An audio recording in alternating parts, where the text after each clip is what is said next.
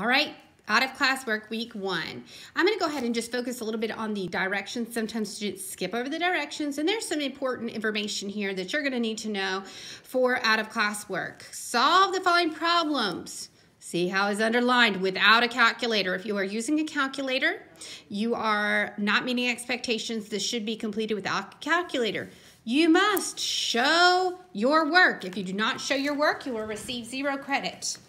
Cube strategy must be used on all word problems. If you forgot what cube strategy is, I believe that this was taught in the lower school, and or if you're new to lab or you just have forgotten, remember C is for circle numbers, U is for underline the question, B is for box vocabulary, evaluate, and solve. It must be used on all word problems. No work equals no credit, and I cannot stress that enough. You are in 7th grade. At this point, I need to see work. There may be a few things that you can do in your head without the assistance of writing it down, but those are far and few between. So let's go ahead and tackle this first problem. Explain using complete sentences. This is important right here. The steps you would take to solve the following problem. So the first section of this homework, and I'm actually not going to do this one for you, but what I'm looking for here is some sort of description of the order of operations. And if you think back to the order of operations, PEMDAS. Okay, and I actually usually like to write PEMDAS vertically. And the reason I like to do that, write it this way, is because it always goes in the order of P for parentheses, then exponents. Multiplication and division are solved in the problem from left to right, and then addition, subtraction are the same. They're solved left to right. So we're going to go ahead and solve the problem here in the section down here. Now, I'm going to do this a little bit differently because we don't have a whole lot of space. One of the things I would strongly suggest is if you need to attach a sheet of paper to show your work, please do that, because a lot of times there's just not enough room to make that happen. So I'm going to start by rewriting the problem on my separate sheet of paper. So I have 6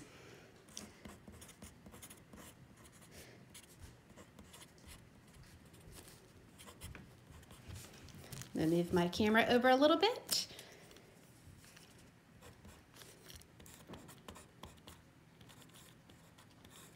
All right, now I have the whole problem kind of squeezed in here into the camera. Maybe I can move this over, just a little bit more. Yep, that's about the best that I can get. So first thing I want to do is I'm going to start with my P. I'm going to look, and let's see if I can slide this in so that you can, nope, it's probably not going to fit. I'm going to write it over here then, PEMDAS. Okay, I'm going to start with my P, which is my parentheses. I'm going to start with these 2 things, and I'm going to solve from left to right.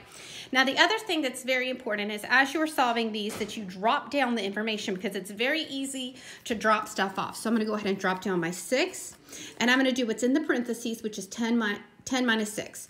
10 minus 6 is 4. Then I'm going to continue to drop things down until I can get over here to this guy. And I'm going to drop down all this information. And then I'm going to go ahead and instead of solving everything in here, I'm going to look and treat this parentheses like its own separate unit. I'm going to drop the 4 down, and I'm going to go ahead and do my exponents here because that 3 needs to be squared before I can add the 4 to it. So I'm going to go ahead. 3 squared is 3 times 3, or 9.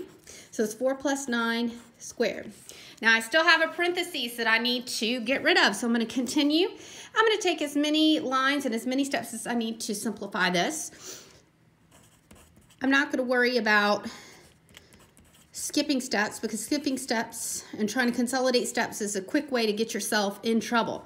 So I'm going to go ahead and combine these 2. That's going to be 13 squared. Now, even though these are written as parentheses, these parentheses are representing multiplication. They're not representing anything that needs to happen within the problem. So I'm going to go ahead and I'm going to move on to my exponents. I have 2 sets of exponents here. I have a 4 that's cubed, and then I have a 13 down here that's squared. So I'm going to solve those left to right so that I make sure that I'm solving the correct way. Let's go ahead. 6. Now I need to figure out what 4 cubed is. I would always suggest having places on your paper where you're doing little mini math problems, especially if you're having to show your work. 4 cubed is 4 times 4 times 4 are 3 fours. 4 times 4 is 16. 16 times 4 is 64. So I'm right here going to go ahead and insert a 64. Again, this parenthesis is representing multiplication. I'm going to drop down the other things that I don't need to touch yet. And I'm going to go ahead. Now, I have an 11 times 13 squared. What do I need to do first? Remember, exponents, got to square this first. 13 squared is 13 times 13. And 13 times 13, if you need to write that out and solve it, no problem. But I just happen to know that 13 times 13 is 169 because it is a perfect square. So we're going to go ahead and place that here, 169.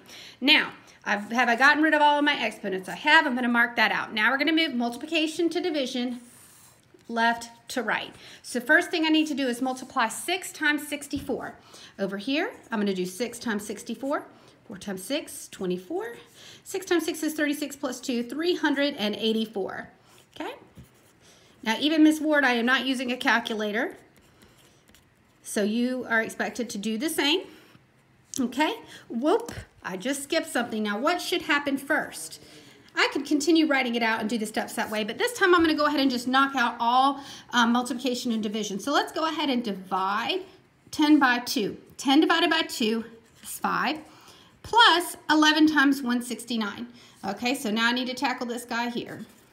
And that will knock out all my multiplication and divisions. 169 times 11. I'm just going to go ahead and write this down. 1 times 169 is 169. I'm going to put an X here for a placeholder.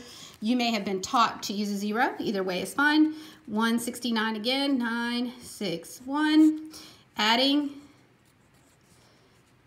should be 1,859. So let's go ahead and transfer that 1,859 right here. Now, order of operations are pretty much done with the exception, because we've gotten rid of multiplication and division, except for addition, subtraction. I need to do that left to right.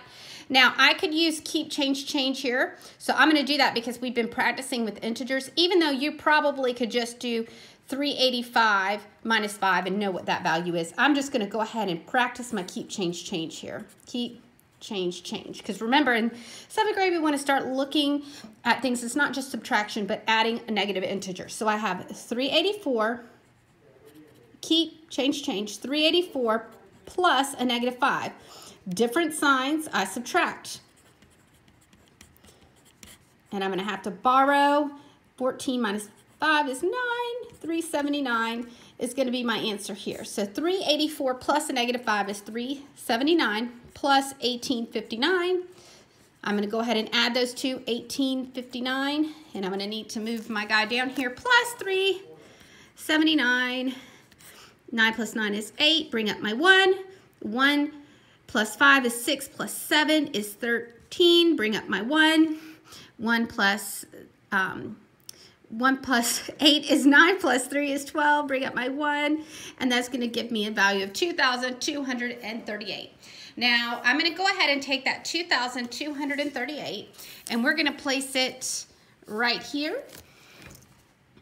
2,238. Now, if I just turn in my sheet, and this is all that I've given, am I going to get this problem correct? You will not, because no work equals no credit.